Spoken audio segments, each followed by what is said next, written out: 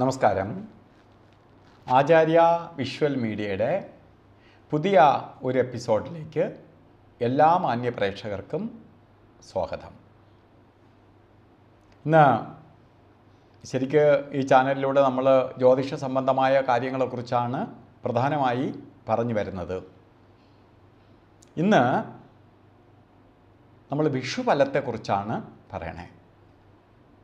വിഷുഫലം എന്ന് പറയുമ്പോൾ ജ്യോതിഷ പ്രകാരം പുതുവർഷം ആരംഭിക്കുന്നത് മേടം 1-ാം തീയതി തൊട്ടാണ്. മലയാള മാസപ്രകാരം ചിങ്ങമാസം 1-ാം തീയതി തൊട്ട് ആരംഭിക്കും. ഇംഗ്ലീഷ് പ്രകാരം ജനുവരി മാസം 1-ാം തീയതി തൊട്ട് ആരംഭിക്കും. പക്ഷേ ജ്യോതിഷ ശാസ്ത്രപ്രകാരം മേടമാസം 1-ാം തീയതി തൊട്ടാണ് ആരംഭിക്കുന്നത്. കാരണം പ്രപഞ്ചനാഥനായ സൂര്യൻ ഉച്ചത്തിലേക്ക് പ്രവേശിക്കുന്ന കാലഘട്ടമാണ് മേടവിഷു. അപ്പോൾ തൊട്ട് പ്രപഞ്ചത്തിന് തന്നെ മാറ്റം വരും. അങ്ങനെയാണ് പുതുവർഷം ആയിട്ട് അതിനെ കാണാൻ കാരണം. അപ്പോൾ പ്രപഞ്ചത്തിന് ജീവനം കൊടുക്കുന്ന ആളാണ് സൂര്യഭഗവാൻ. സൂര്യനില്ലെങ്കിൽ ഒന്നുമില്ല. എന്തൊക്കെ ദൈവത്തെ ഉണ്ട് എന്നൊക്കെ പറഞ്ഞാലും സൂര്യനാണ് എല്ലാത്തിൻ്റെയും അധിപൻ. അതുകൊണ്ടാണ് പുതുവർഷമായിട്ട് കാണുന്നതിൻ്റെ കാരണം. അപ്പോൾ ഈ പുതുവർഷത്തിലേക്ക് സൂര്യൻ ഉച്ചത്തിലേക്ക് പ്രവേശിക്കുന്ന സമയത്ത് ഓരോ രാശിക്കാർക്ക് എങ്ങനെ ഫലങ്ങൾ ലഭിക്കുന്നു എന്നതിനെയാണ് നമ്മൾ നോക്കി വരണേ. ഇന്ന് നമ്മൾ കന്നി രാശിക്കാരുടെ ഫലത്തെക്കുറിച്ചാണ് പറയാൻ പോണേ. കന്നി രാശിപ്പെടുന്നത് ഉത്തര നക്ഷത്രത്തിൻ്റെ അവസാനത്തെ മുക്കാൽ ഭാഗവും, അതായത് ഉത്തരത്തിൻ്റെ മുക്കാലും, അത്തം നക്ഷത്രവും ചിത്തിരയുടെ ആദ്യ പകുതി ഭാഗവും അടങ്ങുന്നതാണ് കന്നിരാശി. കന്നിരാശിക്കാർക്ക് ശരിക്ക് പറയുകയാണെങ്കിൽ ഈ പുതുവർഷം അത്ര കണ്ട് ഭാഗ്യദായകമല്ല. അത്ര കണ്ട് എന്ന് പറയാൻ കാരണം അത്ര മോശപ്രദമൊന്നുമല്ല, എന്നാലും അത്ര നല്ലതല്ല. അതിന് രണ്ട് കാരണങ്ങളുണ്ട്. ഒന്ന്, വ്യാഴം സഞ്ചരിച്ച് കർമ്മഭാവത്തിലേക്ക് വരികയാണ്. 10ലേക്ക് വ്യാഴം വരികയാണ്. കർമ്മപുഷ്ടിയൊക്കെ തരും, നമ്മൾ കാര്യങ്ങളെ വിജയിച്ച് തരും. ഉദ്യോഗ 10ൽ വ്യാഴം നിൽക്കുന്നത് കൊണ്ട് നേട്ടഭാവത്തേക്ക് തരും, പുരോഗതിയെ തരും, സാമ്പത്തിക നേട്ടം ഉണ്ടാവും, ജോലിയിൽ ഗ്രോത്ത് വരും. ഇതൊക്കെ വരുമെങ്കിലും നമുക്ക് ശനി ആരംഭിക്കുകയാണ്. കണ്ടക ശനി തുടങ്ങുകയാണ് അത്ത നക്ഷത്രക്കാർക്ക്. ശനി 7ാം ഭാവത്തിലേക്ക് സഞ്ചരിക്കുകയാണ്. അപ്പോൾ എന്തു ചെയ്യും? ശനിക്കൊരു പ്രത്യേകതയുള്ളത്, ശനിയെ മന്ദൻ എന്നാണ് വിശേഷിപ്പിക്കുന്നത്. മന്ദൻ എന്ന് പറയുമ്പോൾ പതുക്കെ സഞ്ചരിക്കുന്നവൻ ശനി. ശനി പതുക്കെ സഞ്ചരിക്കുകയുള്ളൂ. നമ്മളെ കാര്യങ്ങളെല്ലാം ഡിലേ വരുത്തും. അപ്പോൾ എല്ലാം കിട്ടും. വ്യാഴ സപ്പോർട്ടായിട്ട് നിൽക്കുന്നത് കൊണ്ട് നമുക്കെല്ലാം കിട്ടും.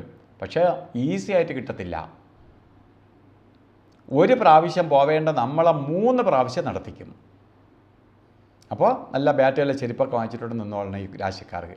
കാരണം തടസ്സം ഉണ്ടാവുമോ എന്നുള്ളതിന് സംശയം വേണ്ട. മറ്റൊന്ന്, 7ാം ഭാവത്തിലേക്കാണ് ശനി സഞ്ചരിച്ചെത്തിയിരിക്കുന്നത്. ശനി എവിടെയാണ് സഞ്ചരിച്ചെത്തിക്കുന്നത്? 7ാം ഭാവത്തിൽ കണ്ടകം വന്നിരിക്കുന്ന 7ാം ഭാവത്തിലേക്കാണ്. 7ാം ഭാവം അത്ത നക്ഷത്രക്കാരുടെ അല്ലെങ്കിൽ കന്നിരാശിക്കാരുടെ ഉത്രം, അത്തം, ചിത്തിരയുടെ പകുതി.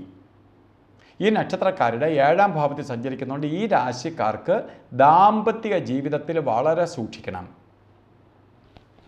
ദാമ്പത്തിക ജീവിതത്തിൽ ചില പ്രശ്നങ്ങൾ നേരിടും.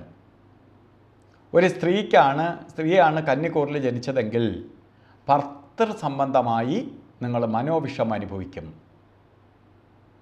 ഇല്ല, പുരുഷനാണ് കന്നിരാശിയിലെങ്കിൽ ഭാര്യയെ കൊണ്ടോ ഭാര്യാഭാഗം കൊണ്ടോ മനോവിഷമം ഉണ്ടാവും.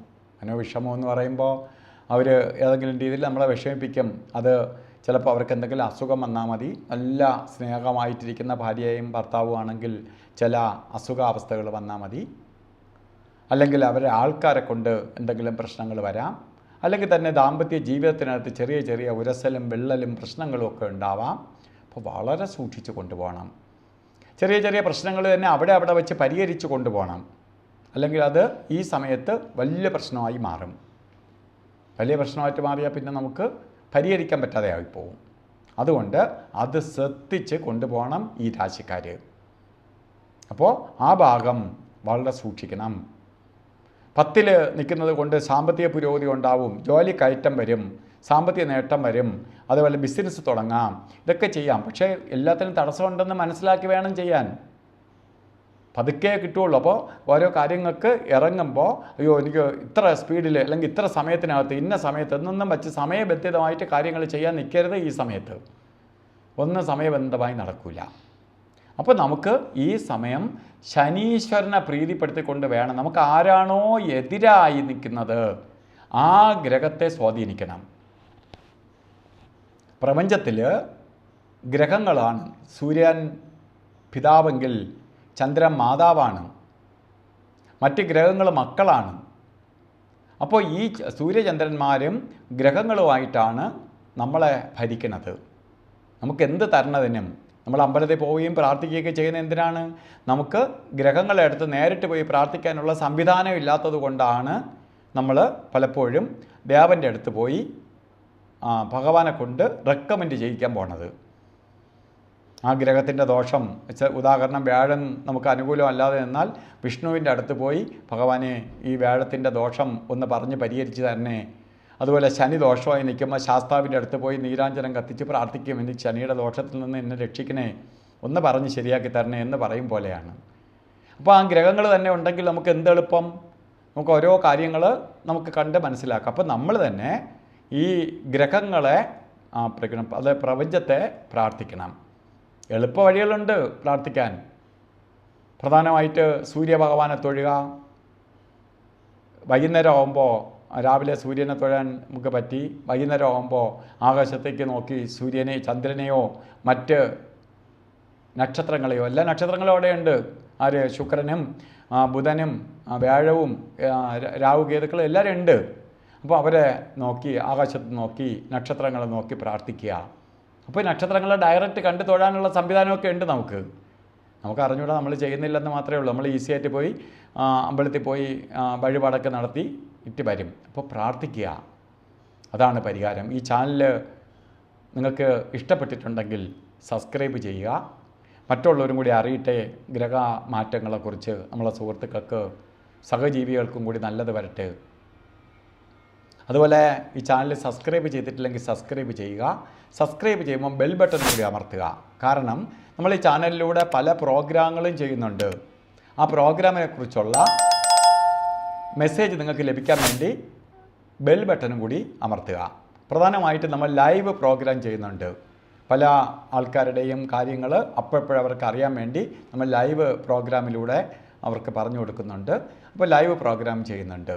അതുപോലെ ഓരോ വീഡിയോകൾ ഞങ്ങൾ ഇതുപോലെ ഗ്രഹങ്ങളുടെ മാറ്റത്തിനെ ആസ്പദമാക്കി അറിയിക്കുന്നുണ്ട്. അപ്പോൾ ഇതൊക്കെ നിങ്ങളിൽ എത്തിക്കാൻ വേണ്ടിയിട്ടാണ് പ്രോഗ്രാം ഇങ്ങനെ ശരിക്ക് ബെൽ ബട്ടൺ കൂടി അമർത്താൻ പറഞ്ഞത്. അതുപോലെ വിദേശ മലയാളികളുടെ അഭ്യർത്ഥന മാനിച്ചുകൊണ്ട് നമ്മൾ ദുബായിൽ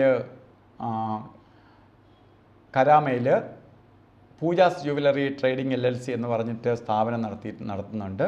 അപ്പോൾ അവിടെയും കൺസൾട്ടേഷൻ ഉണ്ട്. അത് ഈ ബന്ധപ്പെട്ടാൽ അറിയാൻ പറ്റുമെന്ന്. അപ്പോൾ എല്ലാ പേർക്കും പ്രത്യേകിച്ച് എല്ലാ കന്നിക്കൂറുകാർക്കും നല്ലത് വരട്ടെ എന്ന് പ്രാർത്ഥിച്ചുകൊണ്ട് നിർത്തുന്നു. നന്ദി, നമസ്കാരം.